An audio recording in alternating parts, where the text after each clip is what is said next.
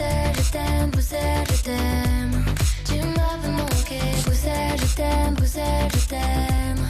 Tu m'as préféré, Bruxelles, je t'aime, Bruxelles, je t'aime.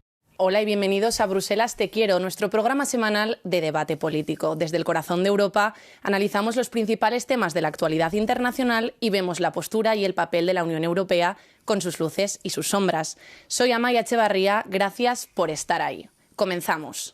El tiempo se agota. El 9 de julio podrían entrar en vigor los aranceles disciplinarios de Donald Trump, a menos que un milagro de último minuto evite las repercusiones para los exportadores europeos, desde automóviles hasta productos farmacéuticos. ¿Debería la UE presionar por un acuerdo comercial rápido o seguir luchando por un trato mejor? En la cumbre de la UE de la semana pasada, Alemania y Francia estuvieron en desacuerdo sobre cómo proceder. ¿Existen realmente buenas opciones? Y hablando de una marcha ilegal que resultó ser muy popular, la prohibición del desfile del orgullo este año en Hungría terminó siendo un golpe para el primer ministro Viktor Orbán. Más de 100.000 personas participaron en lo que se transformó en una poderosa declaración en favor de los derechos de la comunidad LGTBQ+, no solo en Budapest, sino en toda Europa. La fuerte presencia de políticos de la UE fue prueba de ello. ¿Ha terminado ya la guerra cultural? A esta y otras preguntas trataremos de responder hoy aquí en Bruselas Te Quiero, con nuestros invitados Nacho Sánchez Amor, eurodiputado del Partido Socialista, Esther Herrera, corresponsal de France 24, y Óscar Pandiello, corresponsal de Emlex. Bienvenidos a todos y gracias por acompañarnos, pero antes de empezar, echemos un vistazo a algo que les quita el sueño a los líderes políticos y empresariales.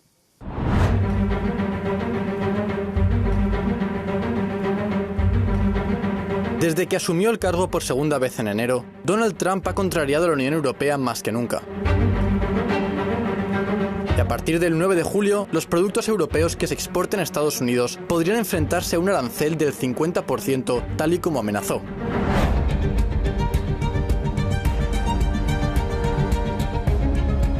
La presión de Trump está obligando a la Unión Europea a tomar decisiones difíciles: ceder, mantenerse firme o incluso escalar la disputa comercial. Las ofertas de paz de la presidenta de la Comisión, Ursula von der Leyen, han caído en saco roto en Washington. Tanto así que Bruselas ha planteado recientemente la idea de aliarse con el bloque comercial de Asia-Pacífico, que también incluye al Reino Unido. La Unión Europea ha suspendido hasta mediados de julio los aranceles sobre ciertos productos estadounidenses para dar más tiempo a las negociaciones. Pero el tiempo se está acabando. Nacho, Donald Trump mira a la Unión Europea con cara de pocos amigos. Hace meses que ya ha comenzado con esta guerra arancelaria. Digamos que ahora mismo la Unión Europea y Estados Unidos se adentran en una situación un poco incierta. ¿Qué va a pasar el 9 de julio? Bueno, no sabemos lo que va a pasar. Lo que sí sabemos son los antecedentes de esta situación de negociación, no diré que agónica, porque estamos acostumbrados aquí en Bruselas a las negociaciones de parar el reloj, pero yo querría decir dos cosas. El Trump, que iba a revolucionar el comercio mundial, iba a convertir la paz en un elemento esencial, no ha creado más que frustraciones en los dos ámbitos. Ha tenido dos pequeños acuerdos comerciales con una tarifa base y lo que iba a ser una ambiciosa política de cambiar poco menos que el comercio mundial, comienza a ser algo que hace aguas como otras políticas. Y otra idea esencial. Es verdad que hay posiciones diferentes sobre cómo terminar, o sea, cómo llegar al 9 o seguir a partir del 9, pero lo cierto es que estamos todos bajo el paraguas de la negociación de la Comisión. Y aunque los países tengan lógicas diferentes, porque no todo el mundo tiene un déficit o un superávit comercial con Estados Unidos, porque no todo el mundo tiene los sectores comerciales que podrían encontrar alguna flexibilización, pero el hecho es que está negociando una persona en nombre de todos, y yo creo que también hay que poner en valor eso. E incluso en una negociación en la que los intereses son duros y en los que las perspectivas nacionales son diferentes, lo cierto es que sigue negociando un solo negociador en nombre de 27 países, y yo creo que eso hay que ponerlo en valor. Bueno, también puede ser una nueva normalidad, decía Nacho, justo que estábamos aquí en Bruselas acostumbrados a negociar cosas rápido y de última hora. ¿Es eso también una nueva normalidad con respecto a Estados Unidos? Porque de hecho hablamos de esto como si fuera algo nuevo, que no hubiera pasado nunca, pero realmente la baza de los aranceles Trump ya la utilizó en su anterior mandato y no fue beneficioso para Estados Unidos. De hecho, perdió lo equivalente a un 0,27% del Producto Interior Bruto, que fueron 51.000 millones de euros. ¿Por qué cree que ahora va a ser distinto? Bueno, está claro que, siguiendo un poco la línea de lo que tú decías, sí que parece que es una nueva normalidad. Sí que es cierto que hay algunas diferencias desde Trump 1. Parece que su vehemencia, su estrategia es más agresiva. Lo que está claro es que a partir del 9 de julio lo único que tenemos ahora mismo seguro es que tanto la Unión Europea como Estados Unidos van a seguir negociando.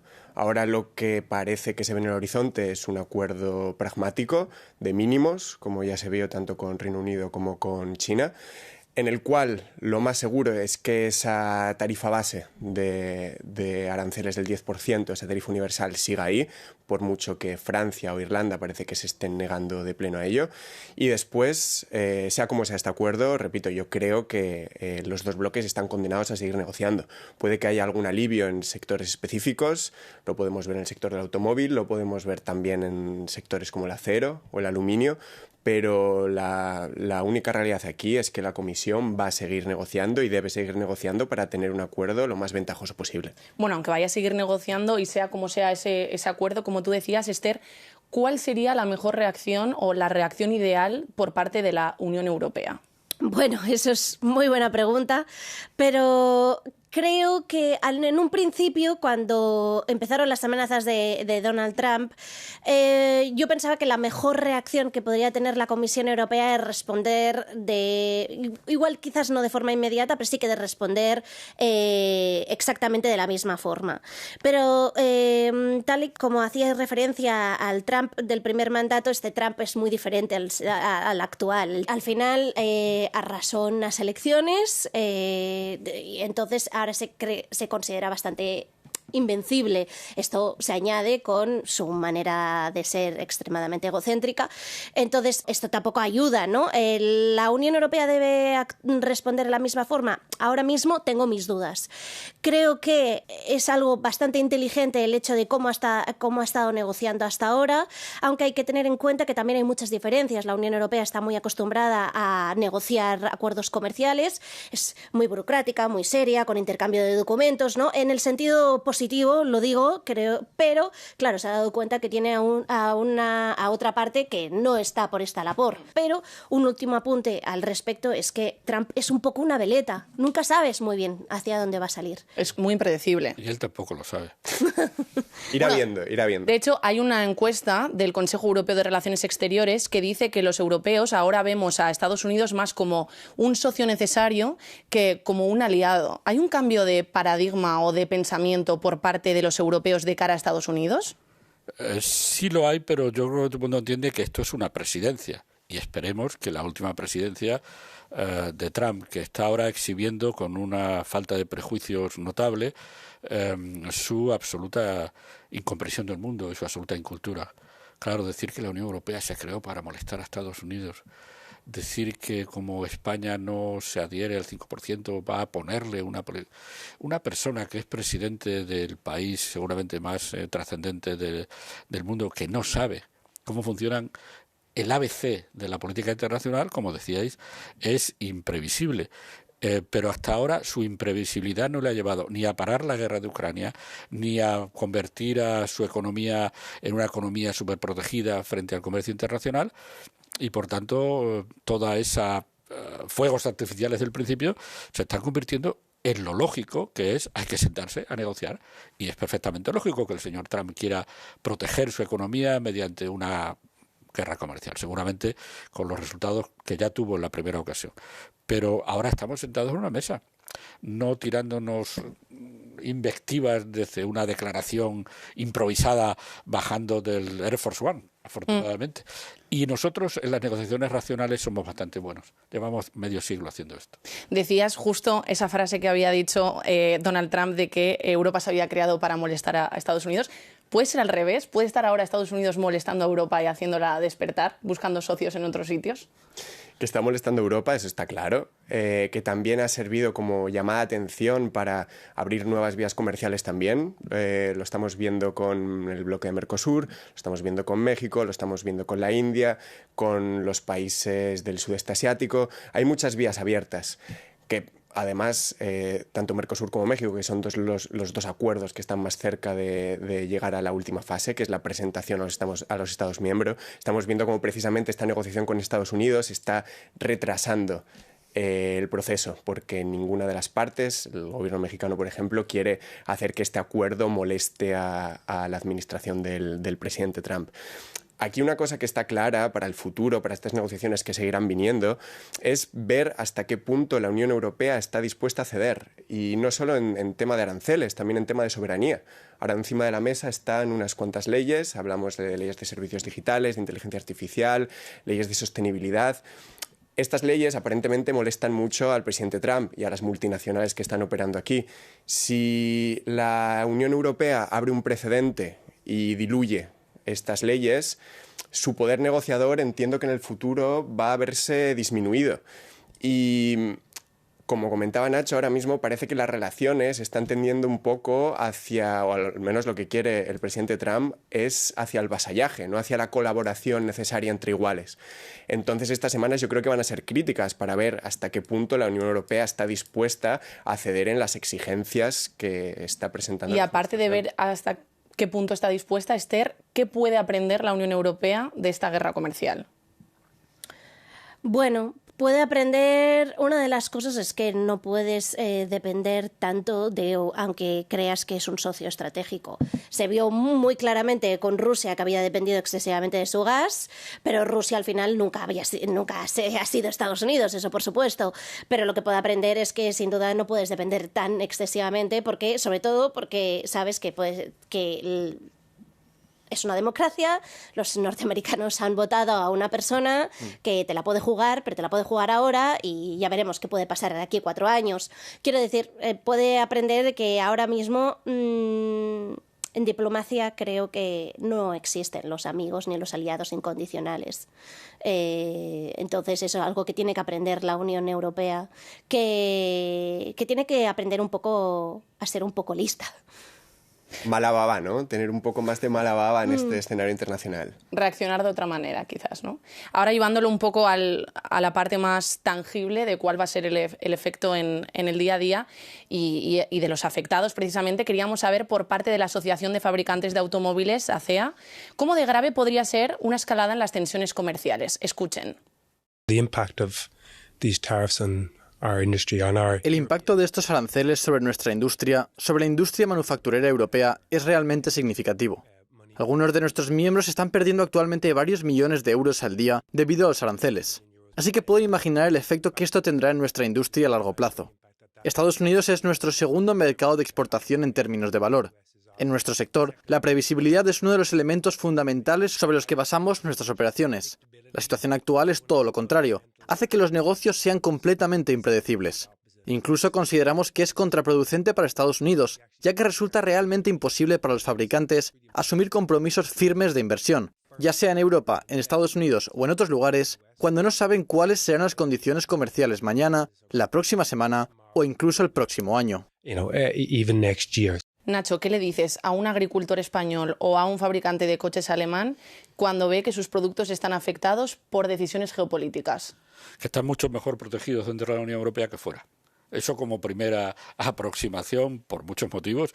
Ya hemos vivido muchas crisis, la que se produjo con la pandemia o la que afectó grandemente a la agricultura europea a partir de las consecuencias económicas de la guerra de Rusia, de la invasión de Rusia en Ucrania. Y la Unión Europea actuó y sirvió de colchón para muchos sectores. Yo sé que la situación es complicada, sobre todo cuando se tiene un socio o un interlocutor tan poco previsible desde el punto de vista racional, pero yo creo que hay que confiar en que la Unión Europea ha sabido asumir que cuando los retos superan la capacidad de un Estado miembro, y este de la guerra comercial es un caso claro, ha sabido siempre reaccionar para proteger nuestros intereses de todos los sectores, y de hecho los dos sectores, especialmente de los coches, está en la negociación. Es decir, sabemos que estamos protegiendo nuestro sector del automóvil. Y toda la inseguridad que percibimos no viene de nuestro lado. Nosotros somos un interlocutor fiable, previsible, aburridamente previsible incluso. El problema es cuando te sientas a tratar con una persona que en un arrebato en cualquier evento político, compromete su palabra con políticas que van a hacer daño a su país, pero pueden hacer daño de paso a muchos sectores económicos fuera de su país. Pero nosotros mantengamos la cabeza fría. Lo hemos sabido hacer y hemos capeado muchas crisis durante medio siglo, y yo creo que, repito mi idea, los fabricantes de coches y los agricultores europeos están más protegidos dentro de la Unión Europea de lo que lo estarán otros interlocutores comerciales de Estados Unidos ahora. Incidiendo otra vez en la parte positiva, Óscar, se habla muchísimo de que con esta guerra arancelaria Europa va a perder mucho, que Europa se va a ver muy afectada por esto, que Europa es de alguna manera el eslabón débil, pero ¿puede de hecho Europa ganar algo? Sí, yo creo que hay lecciones que se pueden y se deben aprender después de esta guerra comercial. El ejemplo del automóvil yo creo que es un ejemplo paradigmático. Hay muchos planes encima de la mesa para hacer la transición hacia el coche eléctrico. Lo cierto es que ahora dependemos enormemente del mercado chino. Y no solo de los coches chinos, sino de toda la cadena de suministro, desde las materias críticas hasta su extracción, el procesado, etcétera. ¿Qué podemos aprender de esto? Pues yo creo que la Unión Europea se está moviendo de forma inteligente. La cosa es hasta qué punto puede ser efectivo en el corto plazo, que esa es la gran pregunta, y está creando nuevas estrategias para fomentar las industrias europeas, ya sea al nivel de las materias críticas, ya sea al nivel de las baterías. Ahora entiendo que uno de los planes a medio largo plazo va a ser crear una industria europea de las baterías, las cuales, por ejemplo, para crear o hacer esta transición de los productores europeos que se han especializado las últimas décadas y bueno, desde hace más de un siglo en motores de combustión, pues para hacer esta transición es necesario tener una industria paralela que es la de las baterías. Si esta llamada de atención de la guerra comercial sirve para que Europa se ponga las pilas e invierta dinero en esta industria de las baterías, o que al final se pongan requisitos vinculantes para comprar acero verde, porque todos lo sabemos, es más caro el acero verde, pero si haces que este tipo de acero se deba comprar para proyectos europeos, pues eso sería un paso adelante para mejorar toda la industria europea. Me voy a ir al otro lado. Esther, ¿qué puede perder Estados Unidos? ¿Qué puede perder Estados Unidos? Bueno, para empezar, yo no soy economista, pero el vicepresidente de la Comisión Europea, Valdis Dombrovskis, lo que comentó es que el impacto económico, para empezar, va a ser mayor en Estados Unidos en caso de una guerra comercial abierta que para la Unión Europea. Según él dijo, según se calcula, el impacto, aunque puede ser importante para la Unión Europea, apenas va a ser del 0,1% del Producto Interior Bruto. Para Estados Unidos puede superar el 0,5% del PIB, eso es mucho. Para alguien que está vendiendo que él es el salvador de la economía estadounidense y que él salva a Estados Unidos de la inflación galopante, pues es que los números le están dando la contraria. O sea que el impacto es enorme. Y luego, esto a nivel económico, pero luego también tiene otro impacto para Estados Unidos que sin duda es que se ha considerado que no sea un socio fiable. Esto al final también está en detrimento también de cómo se puede, de cómo se quiere relacionar, ya no solo a nivel comercial, sino en general a nivel geopolítico con el resto del mundo. ¿Quiere realmente convertirse en el bully del mundo? Pues no lo sé. Quizás no es la mejor forma. Igual le funciona de aquí a los midterms. Igual le funciona. Pero luego tengo mis dudas. Volviendo otra vez al caso más español, Francia ha tenido históricamente un argumentario de gran defensa de la parte de la autonomía estratégica de la Unión Europea y siempre ha dicho que no se fía de Estados Unidos en el ámbito del comercio internacional. ¿Hay, Nacho, también a lo mejor un cambio de mirada por parte de España ahora que también tenemos una guerra abierta por la inversión en defensa con el altercado que vimos hace unos días entre Trump y Pedro Sánchez? Bueno, en primer lugar, esto del 5% se ha convertido en un tabú intocable en el que nadie discute por qué el 5, no el 4,5, o el 4 o el 6. Y cómo se cuenta, si la cuenta es la cuenta que hace la OTAN directamente o no. Primer elemento. Segundo elemento, no puede ser que el secretario general de la OTAN sea un lacayo del que descubrimos su actitud servil ante uno de los socios de la NATO en esta filtración, porque Trump hizo públicos los mensajes que Rutte le enviaba, y creo que en esta Unión Europea hacen falta más Borreles y menos Rutes. Y en ese sentido creo que la posición del presidente español es una posición lógica. Cada país tiene que examinar con muchos otros aspectos cómo le condiciona. Es decir, qué vamos a sacrificar para conseguir un 5% de cuyas virtudes todavía nadie nos ha explicado por qué esa es la cifra mágica, y yo creo que tiene todo el sentido que algunos países, compartiendo la necesidad básica de tener que invertir más en defensa, pongan algún tipo de límite a este entusiasmo un poco aritmético que se ha visto en la última cumbre, y por tanto es sorprendente que los que más defienden la soberanía de los Estados y la autonomía de los Estados, y que no hagamos tantas cesiones a esta horrible burocracia que nos rodea en este estudio, sean los que critican una decisión que va en el sentido precisamente de soy un socio fiable, pero tengo que defender mis intereses nacionales también en esta cuestión. Óscar, una cosa que hemos mencionado antes es la pregunta de si Europa puede de alguna manera compensar esta falta, esta ausencia o la pérdida de negocios en Estados Unidos haciendo negocios en otras partes del mundo.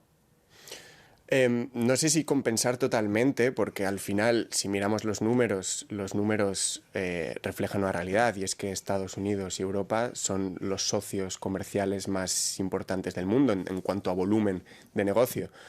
Pero sí está claro que hay que diversificar, no solo con Estados Unidos, sino respecto a China. Hablamos antes del tema de las materias primas críticas.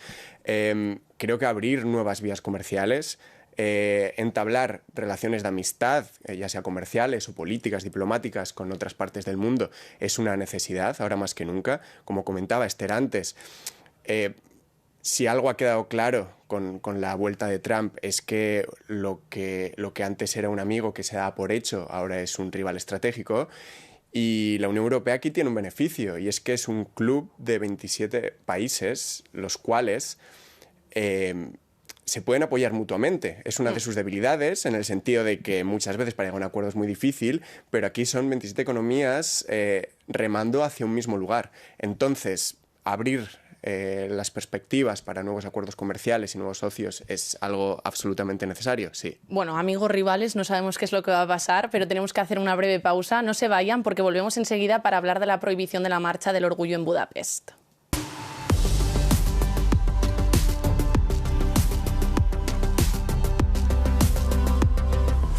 Bienvenidos de nuevo a Bruselas Te Quiero. Soy Amaia Echevarría y junto con mis invitados repasamos algunos de los temas de actualidad de estos últimos días. Hace unos meses los partidos en el poder en Hungría intentaron prohibir la marcha anual del Orgullo en Budapest mediante una serie de enmiendas constitucionales y legislativas, alegando que violaba los derechos de los niños y ponía en peligro su desarrollo saludable. Sabemos lo que ocurrió entonces. La marcha se convirtió en un evento municipal en el que participaron decenas de miles de personas. La policía no intervino y no se reportaron incidentes importantes.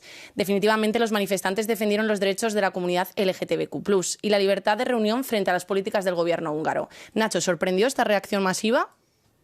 Sí, por la escala, porque los precedentes no eran esa gran manifestación, pero el hecho precisamente de que se haya convertido en una especie de piedra de toque, de test de resistencia de la sociedad civil húngara y europea, hizo que mucha gente, que me lo decían los colegas húngaros, mucha gente que no viene otros años, ha venido este año porque esto era un test. Esto iba más allá de la reivindicación particular a la que están unidas los Pride. Esto era una reivindicación de una sociedad que ha estado aplastada bajo un sistema de poder en el que todos los resortes están en manos de un partido, de una persona que quiere respirar.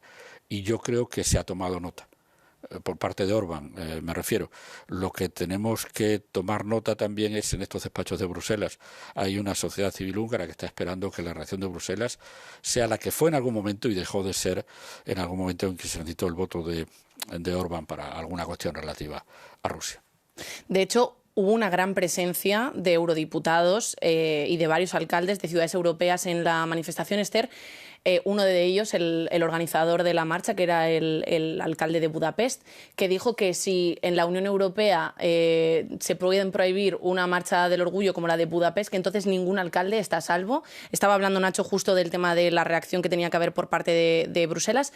¿Cómo va a reaccionar Europa? Yo creo que una de las cosas principales son las que tiene que reaccionar es con procedimientos de infracción. Sabemos que es un proceso largo, que al final hasta que llega al Tribunal de Justicia y luego hay una respuesta, pues es un proceso que incluso puede durar de media unos 2 años. Dicho esto, creo que la Comisión Europea tiene ya no solo el deber, sino la necesidad de actuar.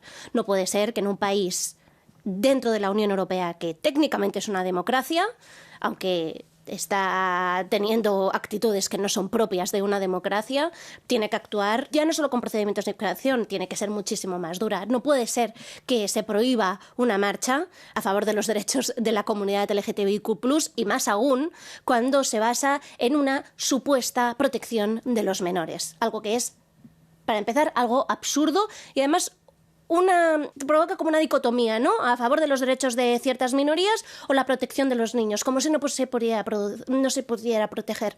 Esto creo que es lo peligroso, y la Unión Europea, si dice que es la que guarda los valores de todos, pues tendría que actuar en consecuencia. Una de las ventajas que conlleva ser parte de la Unión Europea es, Óscar, recibir fondos por parte de la UE para diferentes cosas, diferentes aspectos. ¿Puede un Estado que restringe los derechos y las libertades seguir recibiendo fondos europeos? Pues esa es una pregunta que se deberá hacer la Comisión Europea, también a nivel del Consejo de los países miembros, de hasta qué punto este tipo de actuaciones van justo de la mano de los valores europeos, porque aquí hay que dejar una cosa clara, y es que la Unión Europea hace muchos años que dejó de ser una unión comercial en la cual no hay aranceles entre los miembros, en la cual Schengen hace que la gente se mueva entre países libremente. Es una unión también en valores, y creo que lo que hemos visto hace unos días en Budapest es un claro ejemplo, como comentaba Nacho, de hay un punto de no retorno para la sociedad civil húngara, y que haya sido una manifestación tan multitudinaria explica la preocupación de mucha gente que igual no se habría movilizado hace unos años. Entonces, no sé si esa es la estrategia que debe seguir la Comisión Europea, es una de las herramientas efectivamente que tiene encima de la mesa, pero los países miembros de la Unión Europea tienen que tener una reflexión acerca de si esta es la vía por la que queremos seguir. ¿Puedo, Amaya? Por supuesto. No vinculemos, me parece que no es la lógica vincular esto con fondos.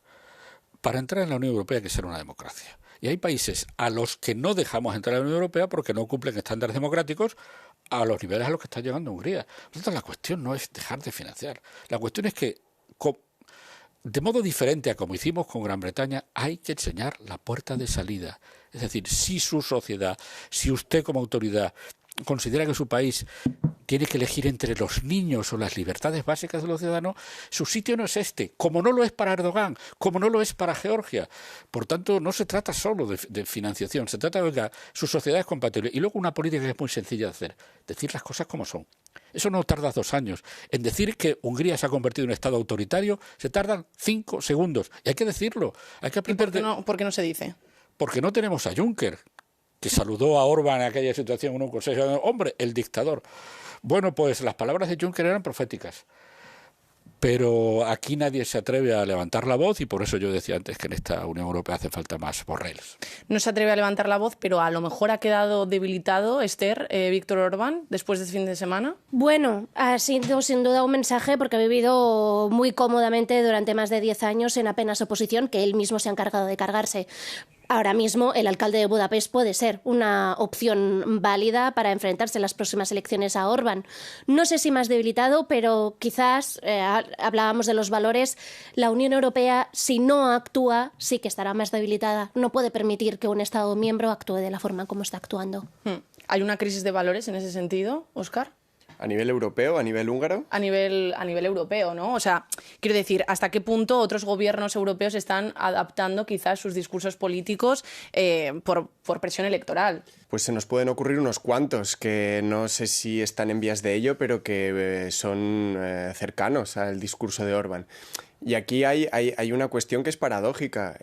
Las nuevas extremas derechas, o derechas iliberales, o derechas patrióticas, llamémosla como quieran, han hecho de una bandera suya el tema de lo que ellos denominan la defensa de la libertad de expresión y de las libertades individuales.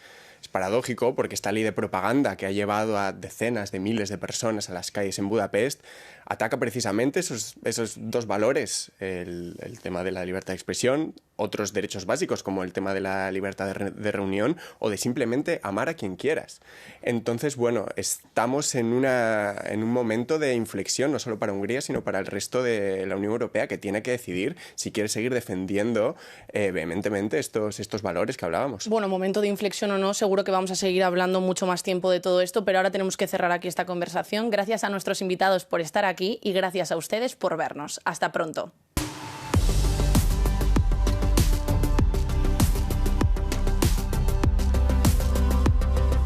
Hola y bienvenidos a Bruselas Te Quiero, nuestro debate político semanal en Euronews. Soy Amaia Echevarría y me acompañan Nacho Sánchez Amor, eurodiputado del Partido Socialista, Hola. Esther Herrera, corresponsal de France 24, y Óscar Paniello, corresponsal de Emblex. Muy buenas. Es verano y los termómetros están disparados en todo el continente. Una ola de calor sigue afectando a gran parte de Europa, desde Inglaterra hasta Rumanía, y las autoridades de muchas regiones han emitido alertas sanitarias debido a las elevadísimas temperaturas. El sur de España ha sido la zona más afectada, con temperaturas que han alcanzado los 40 grados en Sevilla y sus alrededores. Las olas de calor son cada vez más frecuentes e intensas debido al cambio climático. Nacho, los científicos advierten de que las olas de calor en junio, con 3 días consecutivos por encima de los 28 grados, son cada vez más frecuentes. ¿Pero por qué seguimos comportándonos como si fuera algo que ocurre muy de vez en cuando? No estoy seguro de que lo vayamos tomando así. Yo creo que cada vez la gente está más motivada y somos más conscientes de que esto es parte de un cambio climático. Es verdad que en términos geológicos los 50 o 75 años con los que podemos medir esta tendencia son cortos en términos geológicos, pero es que todos los datos indican que es una tendencia. Y por tanto, si esto es un periodo caliente en el planeta que dure 3 o 4.000 años, o si es una tendencia irreversible que no cambiará si no hay una actitud humana que limite los efectos sobre el clima de la actividad humana, en cualquier caso yo creo que las políticas que estamos haciendo, que se hacen desde la Unión Europea, tienen todo el sentido. Bueno, aparte de las políticas que se hacen desde la Unión Europea, también el tema de tratarlo como si fuera algo que, bueno, el famoso es verano y hace calor. ¿Está a lo mejor Europa no centrándose lo suficientemente en políticas climáticas, teniendo en cuenta que estamos en un entorno de tensiones geopolíticas y comerciales, Óscar? Sí, o sea, viendo un poco los últimos meses de la segunda administración von der Leyen, sí que parece que ha dejado de ser una prioridad. Ahora con la bandera de la competitividad, la agenda verde parece que ha pasado a mejor vida. Y lo cierto es que esto no son casos aislados, va a seguir pasando y los sucesos extremos, lo vimos con la Dana en Valencia, inundaciones en Polonia, subida de temperatura del mar, van a seguir ocurriendo. Aquí me parece interesante un poco apelar al sentido de solidaridad europeo. Se ha hecho muchas veces en la última década, lo vimos en la crisis del euro, lo vimos durante la pandemia, lo estamos viendo ahora con el tema del gasto militar que se está diciendo a España, ¿no? Es que hay que ser solidarios. Creo que hay que apelar a solidaridad europea con el tema del cambio climático, porque esto no es una cosa que vaya a afectar a un país de forma aislada, nos va a pasar a todos. Forma desigual, está claro. España va a tener un riesgo de desertificación mucho mayor que el de Bélgica, pero yo creo que la Unión Europea tiene que configurar una respuesta como bloque. Sí que es cierto que es mucho más difícil legislar a cosas que están a 15, 20, 25 años vista, pero los primeros síntomas lo estamos viendo ahora y si no hay una respuesta coordinada a nivel europeo, el problema se nos va a venir encima cuando ya sea demasiado tarde. Esther, ¿están pagando a lo mejor los países del sur un coste demasiado elevado ante el cambio climático? Porque vemos que va a haber bastantes diferencias a nivel geográfico por los efectos, ¿no? Como hemos podido ver en España, en Portugal, en otras zonas. Sin duda vemos los efectos, sobre todo una calor mayor en países del sur de Europa, eso es cierto, pero las consecuencias se han visto claramente en Bélgica con temperaturas que superan los 13 grados de media durante 2 semanas consecutivas. Esto no lo había visto nunca. Y yo no lo digo, lo dicen los meteorólogos, que esto es inusual. No es que es verano, hace calor, sí, pero esto es totalmente inusual, esto para empezar. Y luego, por otra parte, las consecuencias están aquí. En 2021 hubo unas inundaciones históricas en Bélgica y Alemania en el que murieron decenas de personas. Hay también la Dana de Valencia, también. O sea, ahora lo importante es no solo tomar medidas contra la crisis climática, sino también las medidas de mitigación. Aquí es lo más importante. Y a raíz también de lo que comentaba Óscar, muy importante, la bandera verde que llevó Ursula von der Leyen en su primer mandato parece que se le está olvidando bastante en este segundo mandato, a pesar de que tiene un mandato de la gran mayoría de las fuerzas europeas del Parlamento Europeo, que le dieron el voto en gran parte porque siga apostando por las políticas verdes, y esto parece que no lo está teniendo en cuenta. Sobre este tema vamos a escuchar, ahora voy contigo, Nacho, la voz de un experto en clima urbano y miembro del Comité Científico para la preparación de los Juegos Olímpicos de París 2024. Escuchen. Vamos a experimentar cada vez más olas de calor. Antes solíamos tener una cada 2 o 3 veranos, pero ahora será al menos una ola de calor cada verano. Con el avance del cambio climático, la frecuencia no hará más que aumentar. Hemos descubierto que un calentamiento global de 1,5 grados Celsius significa un aumento de 4 grados para Bruselas en comparación con el promedio de la era preindustrial. 4 grados es muchísimo. Tenemos que hacer un esfuerzo. Si no lo hacemos, superaremos el umbral de 1,5 grados en la próxima década. Nacho, mencionaba Esther el tema de la Dana de Valencia. ¿Qué aprendizaje nos ha quedado de eso? ¿Están las ciudades europeas preparadas para los efectos del cambio climático, concretamente las olas de calor ahora? Las ciudades europeas se van acostumbrando a los fenómenos climáticos a medida que van siendo más frecuentes. En esta ciudad casi no hay aire acondicionado en muchos sitios, pero ya hace falta en los términos. Y lo mismo ha pasado con la Dana y otros muchos fenómenos. Pero no pensemos solo en el sur de Europa. Los glaciares están desapareciendo donde había glaciares y en España teníamos muy poquitos. Por tanto, no pensemos que esto es algo que afecta solo al sur de Europa. Esto afecta a cada país, incluido este, en el que con temperaturas que para un español son altitas, aquí son un disparate. Y recuerdo 41 grados en una población aquí en Bélgica hace 2 o 3 años, cuando la última canícula fuerte, es un país que no está preparado para este calor. Estamos aprendiendo medidas de mitigación, no las de largo plazo. Yo creo que hay un cierto desistimiento del PP en el Parlamento Europeo también con las políticas verdes, y a eso responde también la Comisión. Y aparte de las medidas de mitigación, disculpa que te corte, Nacho, Óscar, ¿también está Europa preparada para afrontar las consecuencias sanitarias, sobre todo en colectivos vulnerables como los ancianos o como las personas sin recursos? No estoy seguro de que esté preparado y, de hecho, seguro que hay mucha diferencia entre los planes de contingencia que puede tener un país como España, que obviamente va a estar mucho más expuesto a este tipo de problemas, a países del norte de Europa. Lo que está claro es que ahora para la Unión Europea, ya no hablo como países individuales, sino como bloque, tiene que haber un plan a largo plazo, y creo que es una falacia ponerlo en términos de, oye, o apostamos por la competitividad o apostamos por políticas verdes y de adaptación a los nuevos sucesos climáticos extremos que estamos viendo. Creo que son dos cosas absolutamente compatibles y este debate tiene que entrar de una forma racional. Me acuerdo que hace 5 o 6 años había consenso entre los partidos del Parlamento Europeo y en las distintas fuerzas políticas para apostar por una agenda verde. Ahora parece que no lo hay. Creo que es una cuestión de supervivencia. Bueno, de esto seguiremos hablando, aunque el calor ha llegado para quedarse. Nosotros tenemos que marcharnos porque hoy aquí no tenemos más tiempo. Muchísimas gracias a nuestros invitados por estar aquí y a ustedes por vernos. Si quieren comentar este u otros temas, pueden escribirnos un correo electrónico a bruselastequiero@euronews.com o contactarnos a través de las redes sociales. Nosotros nos despedimos por ahora. Cuídense y hasta pronto.